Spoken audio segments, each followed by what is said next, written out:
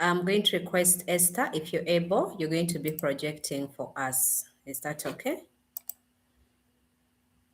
Yeah, it's okay. Let me just change to my laptop because I was using the phone. Let me just change to my laptop. No worries, give me a minute.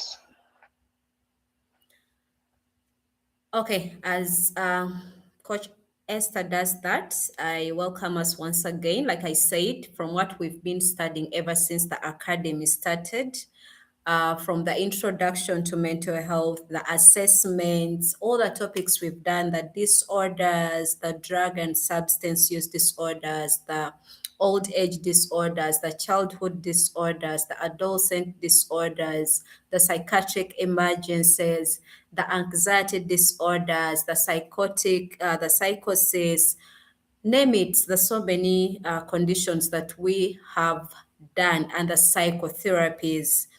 We want to wrap up with a topic of personal wellness and mental health leadership. Coach Barbara posted something in the group that caught my attention, of how someone said that we don't have mental health issues, we just don't have money, we are just broke. And then in my head, I'm like, we still have a long way to go, because if someone can think of something like that, that we just don't have money, we don't have mental health issues in the country, then I'm like, wow, we still have a lot of work to do. Because even people that are wealthy have issues that they are struggling with mentally. So I feel like we need to do a lot of awareness, a lot of sensitization, and break it down for people to better understand what mental health is really, the dangers, and how we can make it better for each one of us.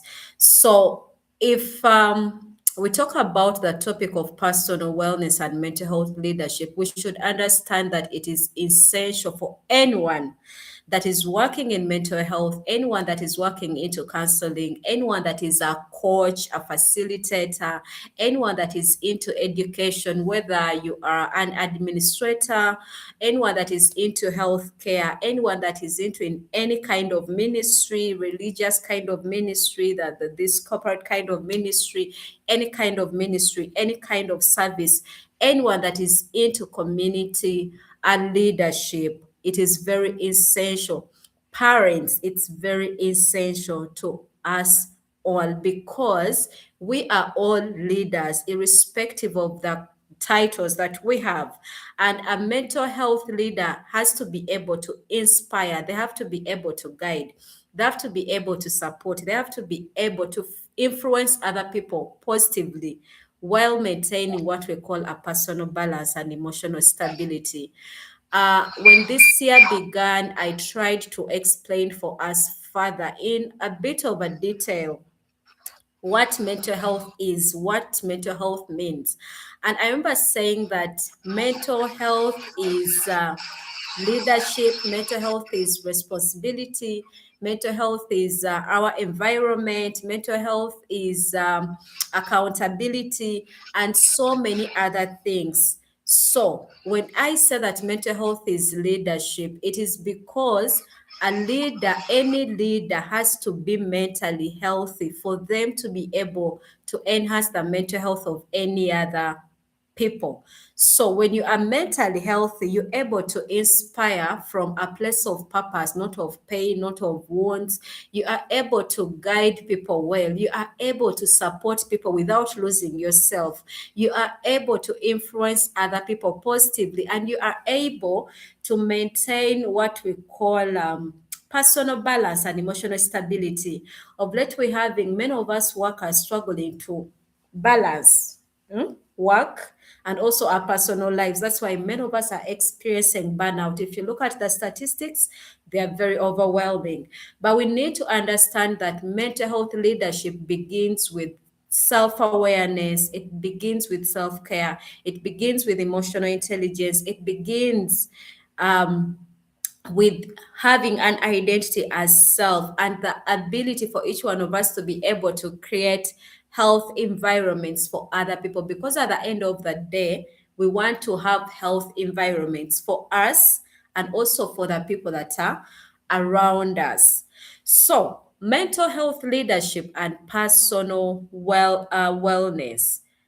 I'm saying personal because you can't give what you don't have. I want to believe that by now we understand when we talk about this, when we talk about mental health. I want to believe that as a class, as the pioneers of the Tekel Mental Health Academy, you are now well conversant and understand what it means to have a good mental health or what it means to have a bad mental health. So you should know that when we say mental health leadership and then the personal wellness, we're literally trying to focus on identifying or on developing emotionally healthy, self-aware, resilient leaders who can effectively support not only themselves but even other people. So it helps us to emphasize the importance of self-care. It helps us to emphasize the importance of emotional intelligence. It helps us emphasize the importance of stress management.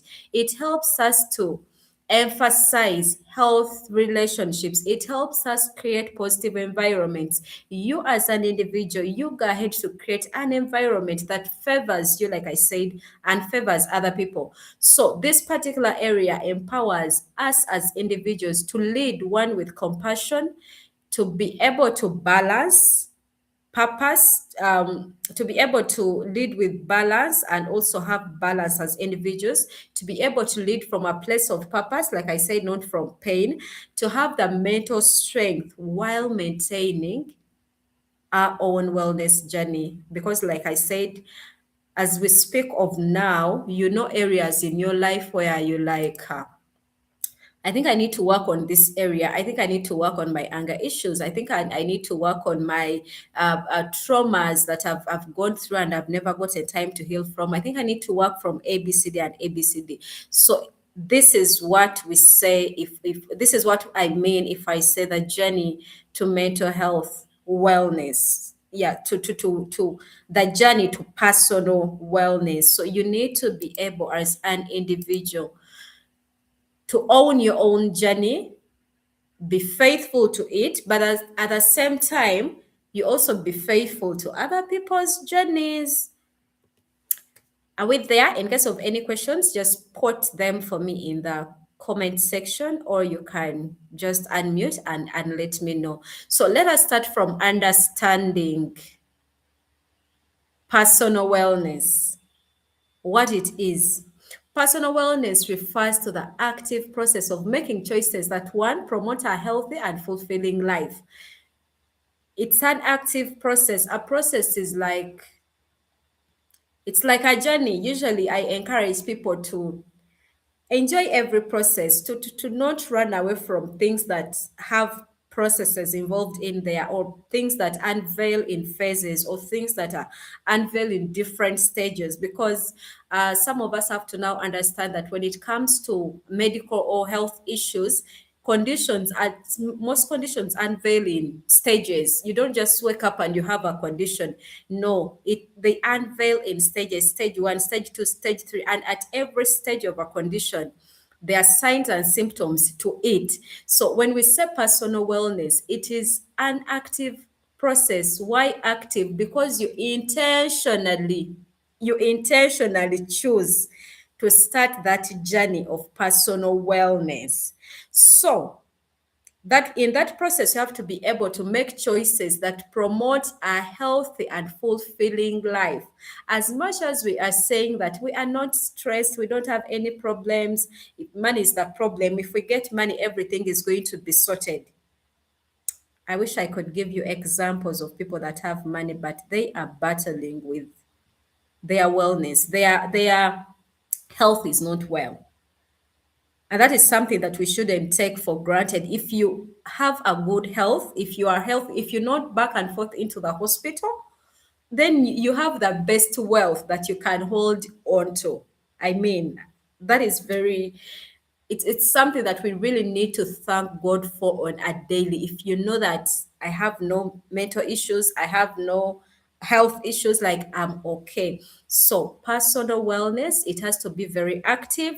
you get onto that journey, you start the journey actively. And to any of you that is with me on this class or that is going to watch this later, you should understand that as much as we're encouraging ourselves to be on journeys to get into certain processes, it is important that you don't get lost into it. That's why earlier I mentioned about balance.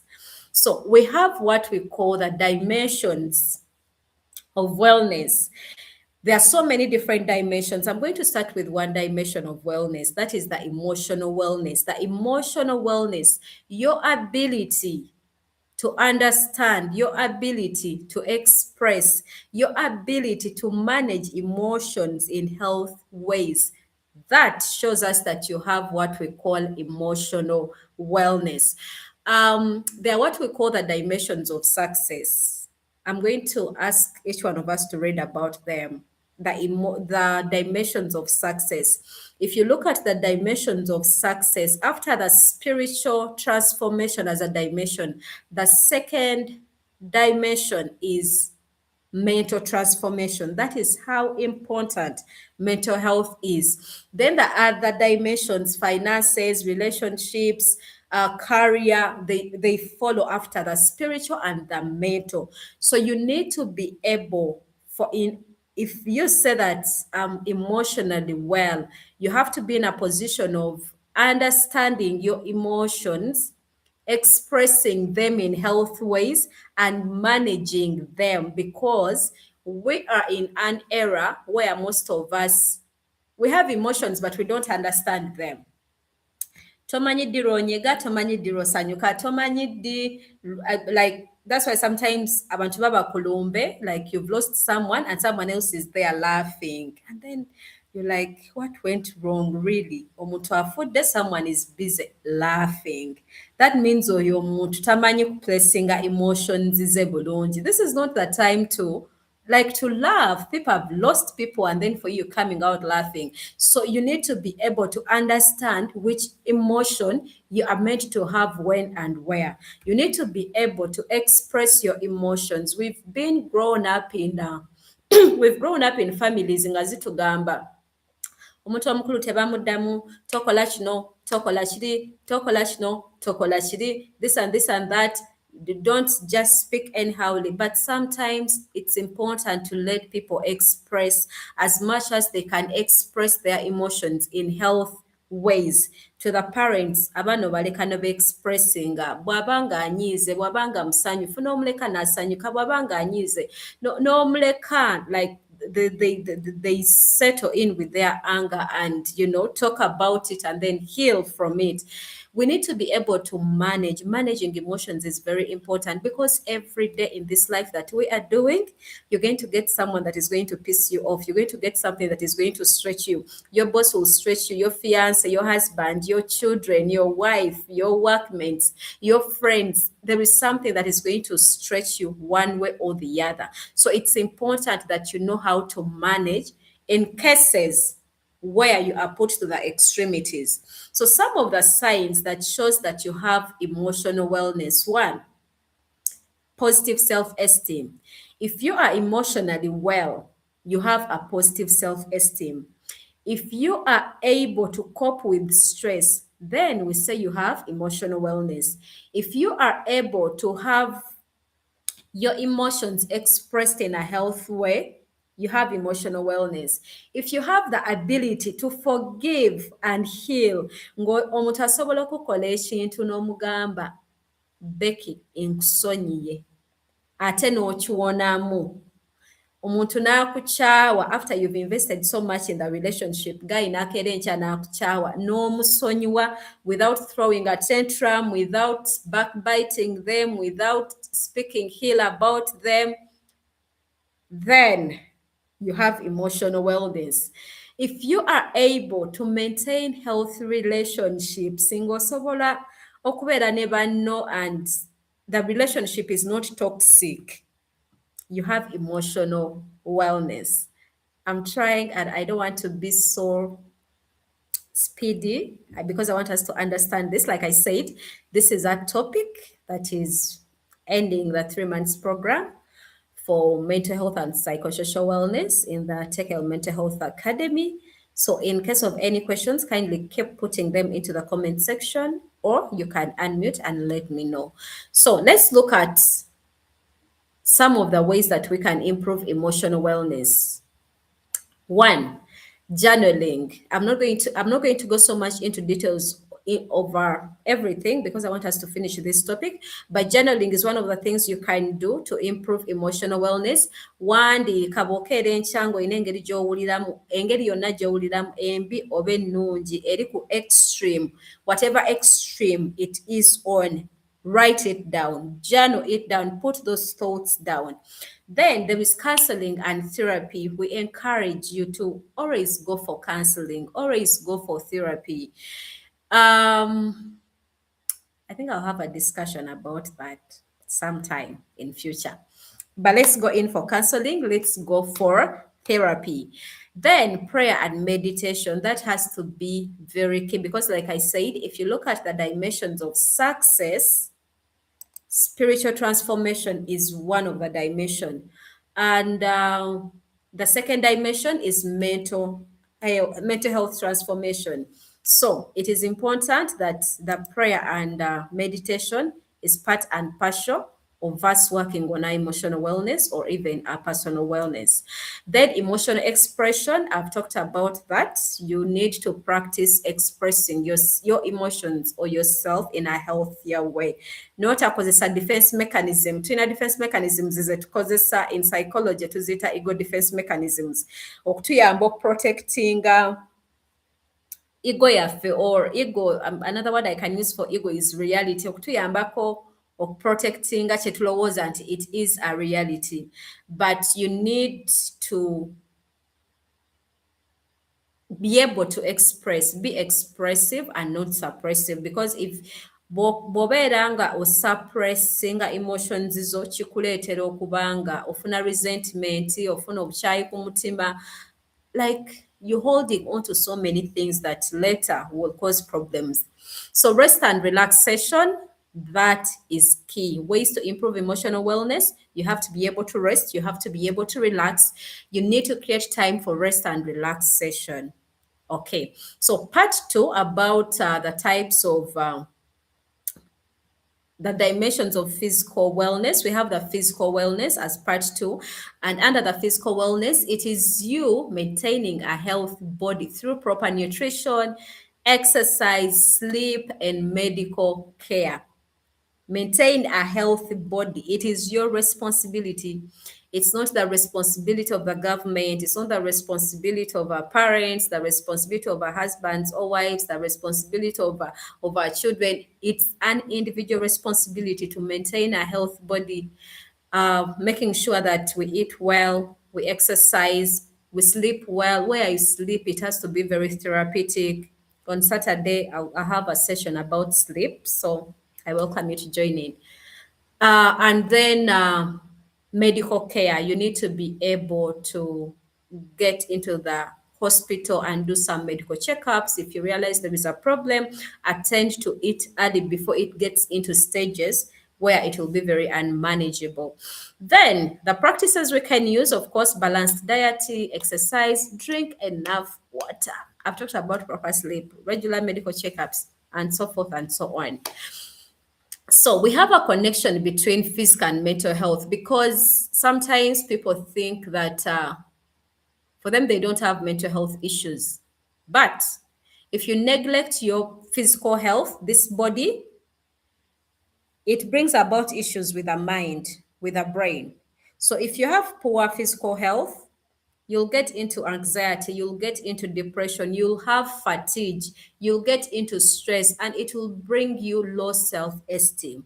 So you need to be able to make sure that your physical health is intact, such that you help us reduce on the numbers of people suffering anxiety, suffering depression, the fatigue that is chronic and like acute in some cases, and also the low self-esteem. There are people that have low self-esteem, but because they hardly shower, so esteem your neighbor, but and yet if you go shower, your esteem can be enhanced. So sometimes it's important that we do even what we think are the basic things like showering, brushing your teeth, senya amanyo, enviiri beera ng'ozirongoosa, tosiba nviiri n'omala nazo omwezi nga tozirongooseza, nga tozinaabyemu.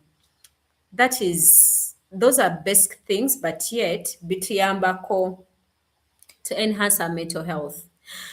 Then we have the social wellness, the ability to manage meaningful and supportive relationships. You need to be able to build meaningful relationships and supportive relationships. Togenda maaso ng'okuŋŋaanya abantu abatalina mugaso, like don't get engaged into relationships that are meaningless. Nga bw'otuula wano bigatagatamu nga mazima ddala tezikuyamba, teziyina they don't help you in any way. They don't support you in any way. I mean, social wellness. We're going to edit that part. We're going to, Daphne can help me with the term they use in accounts. Is it auditing? We're going to audit that part to be able to have good social wellness. So some of the health social habits, of course, there is health communication. You need to learn to communicate in a healthy way. Some of us communicate, but not in a healthy way. And then you're thinking, why does this person doesn't ono muntu tantegeera naye nga just tomanyi ngeri gy'oyogera naye, tomanyi ngeri yakwogeramu naye, like you can't communicate in a healthy way. When you communicate, you come off like you're complaining, you come off like you're quarreling, you come off like something is wrong. So another way is conflict resolution. We need to be able to know how to resolve conflicts because they are here to stay. If you are doing life like any other person, you'll get into conflicts with people, workmates, family members, siblings. Like you'll get into conflict with some people for some reason. So we need to be able to learn how to resolve conflicts. I've talked about building supportive friendships. I've talked about setting boundaries. Setting boundaries is very, very key. I think for this, I'm welcoming you in the Woman Blossom Summit on 25th of July. We're going to break down the setting boundaries topic. I don't go into details of it. Then another thing is community participation. Can we, for God's sake, get involved into community? You know, like God created us as relational people, as like we thrive with other people. You can't do life alone. You can't be in your house and want to do life alone by yourself. Olina okuba nga weenyigira mu bintu by'abalala, genda kuziika, genda mikolo, genda like it might not be like all the time, but once in a while, get engaged into activities that involve other people. Try as much as you can. Ne bw'oba owulira tosobola, just try. Kyova olaba edda mu byalo batuterangawo ezo ennaku baziyitanga batya we mutuula ne mulongoosa ekyalo. Oh God, the name. Baziyitanga batya, nze labidde erinnya naye baakolanga olunaku nga bakuba engoma ggwanga mujje and then ne mugenda ne mulongoosa oba ekkubo ne mulongoosa different areas ababa basazeewo okulongoosa to make sure that, we have a community and it's a lively community. People are engaged into the activities of the community. Then we have spiritual wellness. We need to be able to have meaningful and purposeful excuse me. We need to be able to have meaning. We need to be able to have purpose. We need to be able to have value. We need to be able to tap into the inner peace. Because there is what we call the Abraham Maslow's hierarchy of needs. Etulaga, that pyramid shows us that at the end of the pyramid, there is what we call self-actualization. But before you reach to the peak of that pyramid, twine nebitandika, omuli the basic needs, family, love and sense of belonging, security, the self-esteem. Then bw'obimala ebyo byonna mpaka n'otuuka ewasemba, we say that this person is self-actualized. But we've learned also that ne bw'oba omazeko eyo pyramid n'otuuka to what we call the peak of the pyramid, the self-actualization, you can end up being empty nga toyina mirembe. So the spiritual wellness helps us to have inner peace even before we hit the tip or the top of that pyramid. So in all that we pursue, we need to pursue meaning, we need to pursue purpose, we need to pursue values, and the inner peace that of course comes from God. The world can never give you any peace, but God can give us peace. So you need to be connecting to the higher power, which is God. So some of the ways to build spiritual wellness, there is prayer. It's important that you need to be committed to prayer. I'm talking about I'm saying even this to pastors and leaders in churches. But yes, maybe I can just remind us prayer is important, meditation is important, worshiping, reflection, living according to the values. We have occupational wellness. Occupational wellness is satisfaction and balance in work, career, and service. You being satisfied in your work, in your career, and in the services that you offer. If you don't have the satisfaction, then the emotional wellness, the occupational wellness, you don't have it. So what shows us that someone has occupational wellness? They have what we call work-life balance. They can balance their work and their life. Like their work is not their lives. Of late we have people nga omulimo gwe bwe bulamu bwe. The work is the life. Ngenda kugamba omulimo wagukoma. Obulamu bugenda. But your work has to be independent, and you don't put the two together, because even when the work ends, your life has to, continue. So the indicator, work-life balance, you need to have purpose in your work. You need to have health workplace relationships, and also have what we call professional growth. Bw'okola omulimo n'ogubeerako omwaka ogusooka, omwaka ogwokubiri, ogwokusatu nga tewali kukula, you need to sit down and take inventory. Weebuuze, lwaki sikula? Why am I in the same position like over and over and over again? Because we expect growth. Change is a constant factor. Like change has to keep, yes, happening. So we expect growth. When you are working, there has to be growth and it has to be registered. Okay, so we have another concept, and that is self-care. So I want to talk about self-care as a leadership responsibility. A leader that neglects personal wellness, chances are high that they will experience burnout, emotional exhaustion, and poor decision making. There are so many of us leaders that are making decisions out of fatigue, out of burnout, out of exhaustion.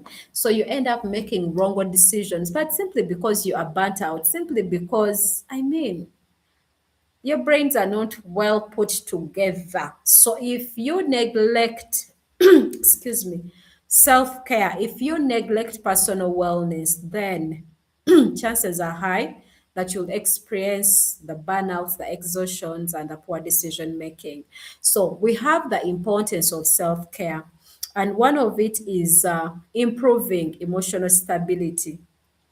If you take care of yourself, your emotions become a bit stable. Like I'm saying a bit because there are other factors to that. I can't say it's conclusive, but it improves. Just ask yourself sometimes when you take hours without having a bath, or maybe probably you had a shower in the morning, then you've gone to work, you come back very tired. After you take a shower, it is like, wow, like you start feeling good. So it improves a bit. Enhances leadership effectiveness. I explained about that. It prevents burnout, it promotes resilience, it increases productivity. So as leaders, we need to practice self-care. And some of the practices, you need to rest enough, you need to sleep. And if I say sleep, you need to real sleep. You need to be taking breaks. You need to seek supervision or counseling. I talked about the importance of counseling and therapy. Coach Counselor Jensa, she's a counselor. She can tell us the importance of counseling, delegating responsibilities. It's not a do or die. It's not one man's army. You need to keep delegating responsibilities because at the end of the day, we want to see that even when you are not around, that job can still survive. The responsibilities can still be carried on. You need to spend time with your loved ones. Some of us spend time with our work, with our jobs, with our offices, and then we forget that we have people that actually we are accountable to or are accountable to us. To us, those are our family members. Those are our loved ones. So we need to be able to create time and have conversations with them, like spend time with them. That is self care. If you spend time with the people you love, that is self care. Do I have any questions at this point? That is the brief about personal wellness. I need to get onto mental health leadership, but let me hear from us. Any questions? No question from my side. Maybe I have an inquiry in regards to the different aspects that you've shared with us, the spiritual part, the physical part, the healthy eating and exercise and all that. My question is, how are we able to create a balance? Because it's so easy to be like, let's say, very strong in one thing, let's say spiritual part, but then the other part, for example, the physical part, exercise, healthy what, how are we able to somehow create the balance? This balancing sometimes is a bit hard for us, especially when you are a leader, you have demands on your side. Okay. Yeah. You're giving me a task. Jensa, can you hear me? Jensa, are you with us?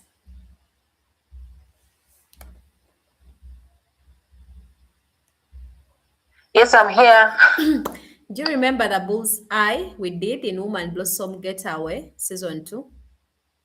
The blue what? Bull's eye. I don't quite remember. Okay, it's okay, it's okay. I think Esther, let me promise you that we shall do a session on work-life balance, how you can balance things as a leader. It's a very I would want to exhaust it for you. So if I get into it now, I might not capture everything for you, but allow me. I'm going to organize a session in the mentorship program where we shall do that. Is that okay? Yes, thank you. Okay. You'll help me put that in the chat such that I do not forget. I'll have we shall have a session on that, and I'll give you something that you can use for you to shed yourself well, and at the end of the day you can go through and evaluate and see whether you've been able to balance things and see which one has taken the highest percentage, which one is lacking, and the measures you put for each one of them. At the end of the month, you just keep ticking like this and this and that. Because at the end of the day, we need to be able to balance life. We need to try. We need to bona agamba nti anze ndi ku byabuweereza bwokka, I mean ate ebirala. So we need to bona agamba nti ku mulimu I have a lot of responsibilities at work. What about your family? Kati omulimu egunaggwaawo ng'awejjukira nti olina family. So it's important that we really balance. But like I said, I'll do that session, yeah? Thank you. Thank you. Anyone else with a question? Daphne, are we okay? Coach Barbara, are we okay?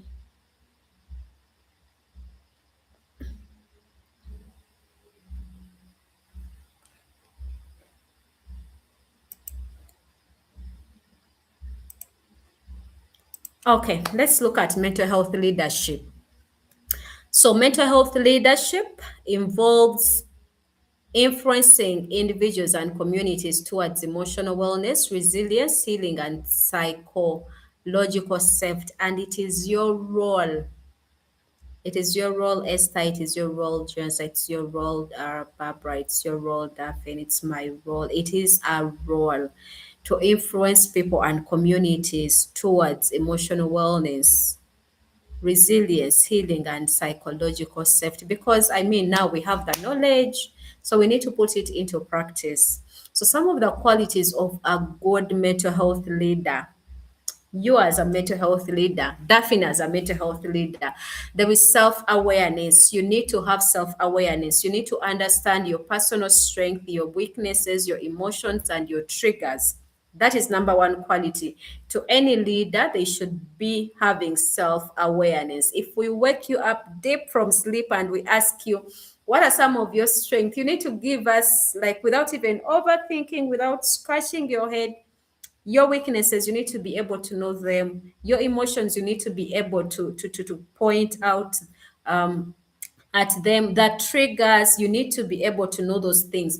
Because one thing we should understand about self-awareness happens actually to be a foundation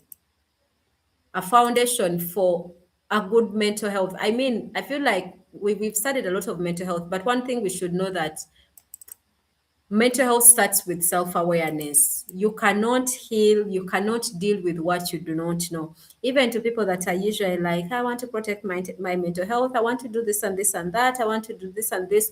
It starts off from, do you know what you are doing? Do you know what you are protecting? Like, do you know? It is important that you first ask yourself what it is that you know. That is the self awareness, to consciously recognize the ability for you to consciously recognize things and observe yourself without judgment. You observe your weaknesses without judgment. You observe your strength without judgment. You observe your emotions without judgment. You observe your thoughts, your behaviors, your patterns, your motivations, your imaginations, the desires that you have, your ideas. All that is self awareness. Like I said, self awareness is the foundation of mental health. Self awareness is the foundation of leadership. Self awareness is the foundation of relationships. Self awareness is the foundation of personal growth.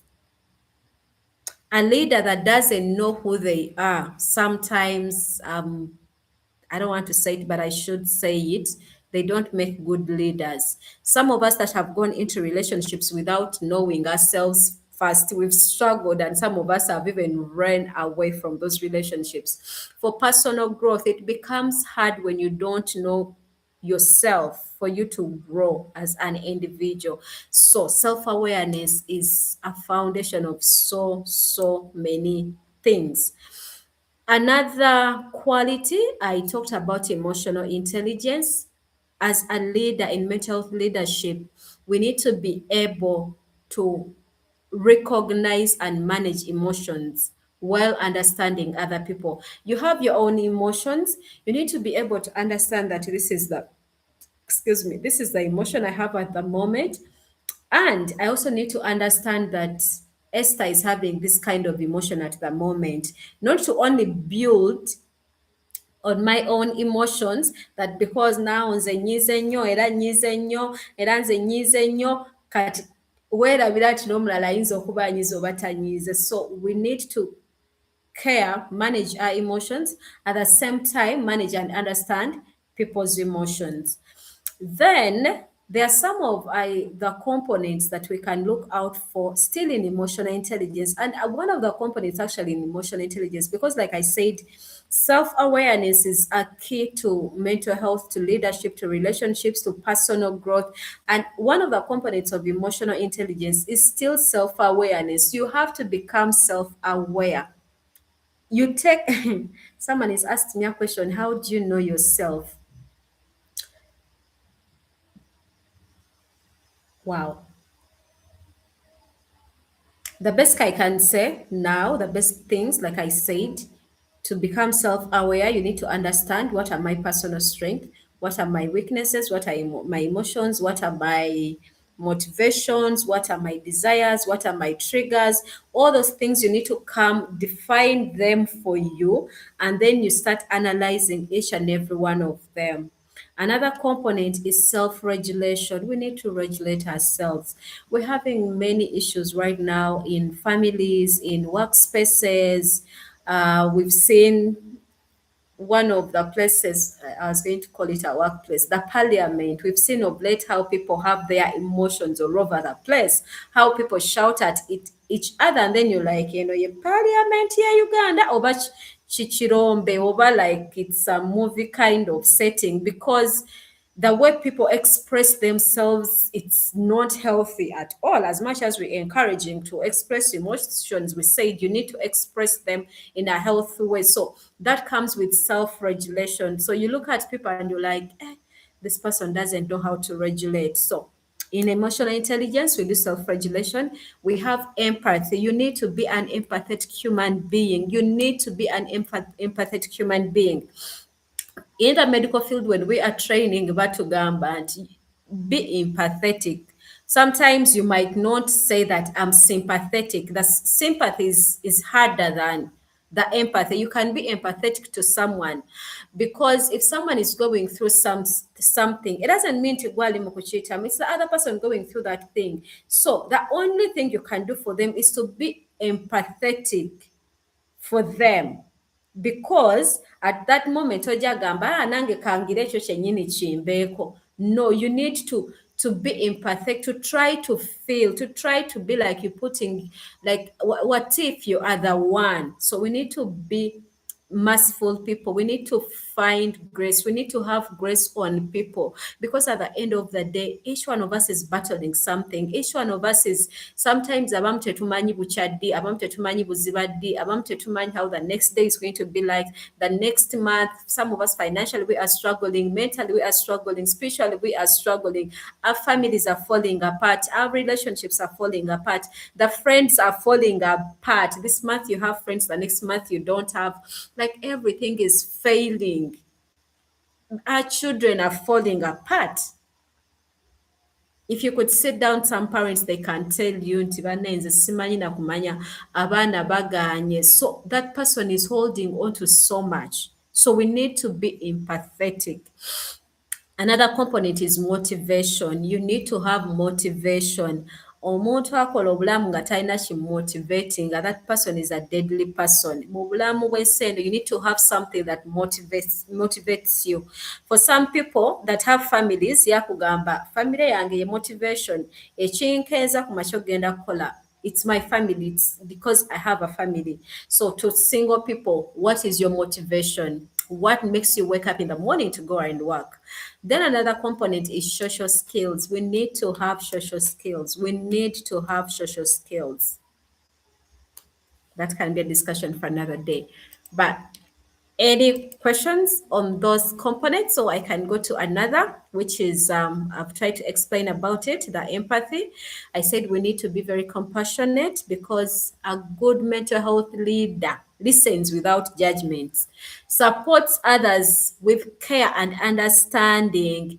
Guno mulembe, as much as people are wild, as much as we say people are bad, we still need to listen to people without judging them. We still need to support people even when they are bad. We need to support them. We need to care for them. We need to understand them. You try to understand them. That is a good mental health leader. Another component is integrity. We need to maintain honesty, ethics, confidentiality, and professionalism. You need to have integrity as one of your values when you are dealing with people in mental health.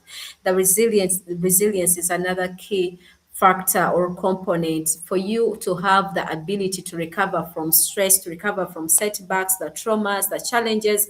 Because I mean, stress will always be there. Stress will always be there. Setbacks will always be there. The trauma, the challenge, like life is very dynamic. For me, I understand life is very dynamic, that anything can happen at any one time. And the prayer is there, Lord, may you give me the grace to bounce back to whatever life throws at me. Stress is a daily thing for some people. Setbacks, you've planned a certain deal and then it fails, or you start up a business and it fails. That is a setback. You get sick, or your loved one gets sick and you get very traumatized, like, and so many other things. But you need to be able to bounce back. You need to be resilient. There is what we call burnout and compassion fatigue. I talked about burnout as one of the uh, things that leaders experience when they do not take care of themselves, when they do not have personal wellness, and they end up getting burnt out. So, as mental health workers and leaders, or as people who are advocates for good mental health, to everyone who's like, I want to have a good mental health, I want to make sure that my children have a good mental health, I want to make sure that my family members, my husband, my workmates, my workers in my company, you need to you need to understand that you are vulnerable to emotional exhaustion because you are caring for other people continuously. To the parents, you are vulnerable, like to the leaders, to siblings, first people that how would we call them? Maybe first son, second son. Those people, because they take care of other people, they are vulnerable. They become vulnerable, so they can end up having emotional exhaustion. You get emotionally exhausted, and sometimes the exhaustion comes about because you keep making decisions all the time. And yes, life is about making decisions. You can't run away from that. But mentally, our brains, that's why I emphasize you need to take rest and you need to be very reflective, because what causes us to have the exhaustion, to get mentally fatigued and exhausted, it's because we keep making decisions every now and then. Even the small decision, that's the small decision of yes or no, that is already it takes a certain percentage on your brain. So decisions drain us a certain way. So if you keep making decisions over and over, to the family, in like in a family setting, ba mama bafe, or people that are in charge, nga buli kaseera omubuuza tunaalya ki, enkya tunaalya ki, ekyeggulo tufumbe ki, and you do that on her every single time. Jesus Christ, I don't know whether anyone can bear witness n'atubuulira oba kyali kimutuuseeko. It's exhausting. Omuntu okuba nga akubuuza lunaku tugenda kulya ki, ate tunaalya ki, ate luli tunaalya ki, ate era tunaalya ki. It's exhausting. That is why now for some families balina menu nga ziri in place. Tobuuza kibuuzo, wiiki eno this is it, unless you've woke up in a different mood nga mwagala kukyusaamu, to avoid the constant tunaalya ki, ate leero ekyokunywera ku chai, ate leero, because those small decisions, they affect you mentally. So, some of the signs that of burnout, for you to get to understand that I have burnout, there is this fatigue that is back and forth. Sometimes people be thinking musuja, and then they go to the hospital, they check nga temuli musuja. That is chronic fatigue. The emotional numbness, otuuka ekiseera nga you and the emotions mwayawula bwe muti. You numb, you made your emotions numb. You can't express yourself. Ekintu bwe kiba kisanyusa tokyamanyi na kusanyuka, tomanyi we basanyuka. Ekintu ne bwe kiba kinyiiza tomanyi kunyiiza. Like you become numb to any kind of emotion that is there for you. The irritability, you become irritable. Become kakunyiiza. Any day, anytime. Reduced motivation, to someone that had motivation nga tolinda nakuzuukusa genda ku ssomero, tolinda nakuzuukusa genda ku mulimu. Nowadays you have to drag your feet to get out of the house. You need to drag your feet to attend class. So that is burnout.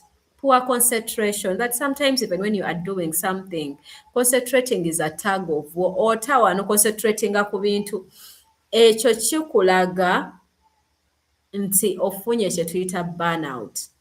So some of the strategies that we can use to prevent burnout, because burnout is usually common at our workspaces.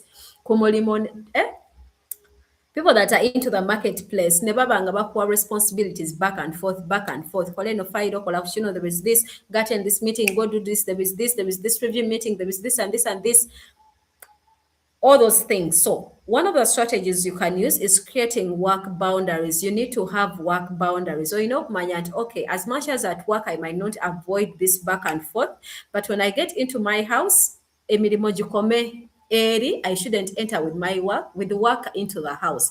But for some people, they carry their offices from their places of work into their houses, not only into their sitting rooms or dining area, but even up to the bedroom.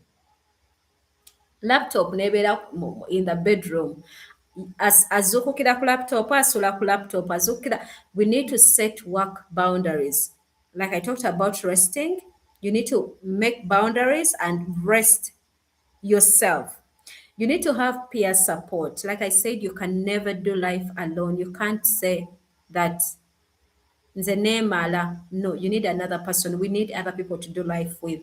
I talked about counseling. Schedule in if you're doing a program for for example, we're getting into June, to people that do monthly programs.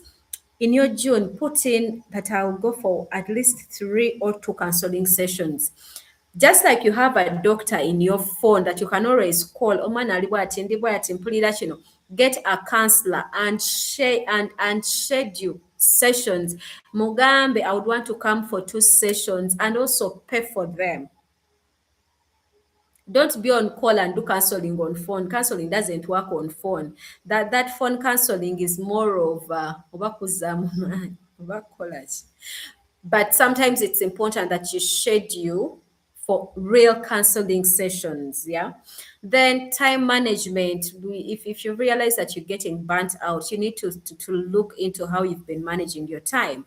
I talked about the spiritual wellness, and even in the strategies that we use to prevent burnout, you need to consider spiritual nourishment. Again, at home church, you read your Bible, listen to worship music, go into worship sessions, praise sessions, like meditate. Spiritual nourishment is very, very key. So we need to be able to create mental health environments. As mental health leaders, we should promote safe and supportive spaces. To us who are like, I'm an advocate for a good mental health, make sure that you promote safe and supportive spaces, either in your family, in our schools, in our churches, in our workspaces, in our communities, in the organizations. It is very important nti mubeera ewaka ng'omwana asobola okwogera ku what the problem is. That maybe I've been at school and this has happened. Or maybe I've been walking from my way, like to school, coming back home, and this person said ABCD. It should be a safe space whereby people can speak their minds and no one is going to be reactive or judgmental about anything that they have to say. At workspaces, we need to have those safe and supportive spaces. Of course, nowadays they are telling us when you get into your workspace, just do your job and leave. But what happens when that job starts, triggering me, when it starts like causing mental issues to me? What happens? Don't I have the freeway or the chance in any way, a space where I can talk about it? So we need to be able to have those environments, the spaces, even at our workspaces. In churches, nowadays, some churches are very, very toxic. Churches used to be very safe spaces, but nowadays people are even running out of church. So to our leaders in church settings, we need to come back to creating spaces that support people mentally. People can feel safe to talk about their things. Ne batatya nti ate omusumba genda katuuti akyogere mboba, maybe they will make me a laughing stock on the church compound or something. We need to have those safe and supportive spaces in organizations. I've talked about in schools, in every place. Then I would want to talk about some of the ways of how we promote mental wellness. And each one of you can put for me one of the ways in the comment sections. Jogamba and me, I can use this particular strategy for me to promote mental wellness. You can put for me in the comment section ways that we can use in this century, in 2026 and the years to come, for us to promote mental wellness, because nowadays, back then, cancer was the leading cause of death worldwide, globally, but now mental health is the leading cause, then cancer is following. That is how bad it is. And also, if you look at the statistics, you people can refer in the chat. Coach Barbara shared those statistics. We have stress there, also rating a certain percentage. We have drugs and alcohol and substances, they are also taking on a certain percentage. So I mean, mental health issues are everywhere and anywhere. And like I said, each one of us is a victim in one way or the other. So some of the ways we can encourage open conversations, I've emphasized that. We can reduce on stigma. If someone comes out and they say they have anxiety, depression, or whatsoever mental health condition, tuleme kubasosola. Let's, like I said, let's be empathetic. We need to ensure mental health education, and thank you so much to each and every one of us. I'm clapping for us for doing this course. Thank you. Thank you so much for making sure that you understand what mental health is. So mental health education is very important. Employee wellness programs, to the CEOs here, we need to make sure that we have those wellness programs at least once in a month. Once in a month, you do an employee wellness program in your organization.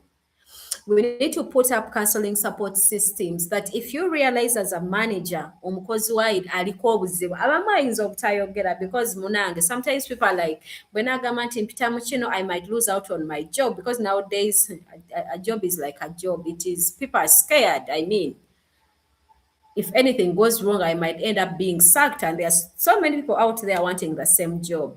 So also that is making people get mentally sick. Omuntu akola ali mu kutya gamba what if. People are working abali ku bunkenke tamanyi oba eky'omulimu aguyina. In some organizations, people fire and hire at any time. So we need to put counseling support systems to counsel people, omuntu, to people that are going to retire. Even when you're going to have one of your workers retire, prepare them mentally for retirement. If you're going to have them change, how do we call it? Is it, yeah, promotion, like you're going to promote them or you're going to demote them, you need to take them through a series of conversation. You need to counsel them. You need to talk to them in preparation, because you need to prepare them mentally. Why I'm saying this, one time I was teaching about attachments. Yes, I was teaching about attachment styles. I'm sorry that you guys have not done this topic. And I was telling people that some of the things that cause us to end up with poor attachments, it's because our parents kept shifting back and forth. Leero basenguse muli Nansana, leero musenguse muli Najera, muvudde Najera, mugenze bweyogerere, like back and forth. Ogenda ozuukukenkera nga babagamba pack your things tugenda. Some of them, some people had parents who kept moving from one district to the other. Of course, maybe it's the job, the transfers happened. So omwana tebamala namutegeka nti beke enkya oba omwezi ogujja tugenda kusenguka. Tugenda kusenguka, yeah, wano tugenda kuvaawo. They just wake up, they're like, pack your bags, next weekend tugenda. That causes poor attachment styles. The same thing happens in our workspaces. Obeera oli mu ofiisi ya accounting, ogenda okukeera nga bakutadde mu procurement. No prior information, tewali yakutegese. So all those things are creating a lot of, they are increasing on the numbers of the mental health cases. But as humans, buno obwongo bwetaaga okuteekateeka. That's why I don't know, I feel like okuteekateeka, it's only done in marriage. I think in marriage, it's the only place where they prepare people or us.